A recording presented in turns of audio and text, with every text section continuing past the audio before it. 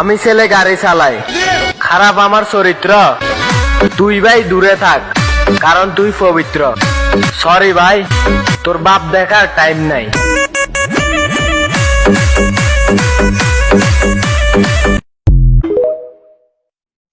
বেটা কিসের কেস নিয়ে হলান চালাস? আমাকে মতো ব্র্যান্ডের গাড়ি চালা, ট্রাফি, মাহিন্দ্রো, সোনালিকা, গজরাজ, আমাকে মতো ব্র্যান্ডের গাড়ি চালা। বেটা কিসের কেস নিয়ে হলান চালাস?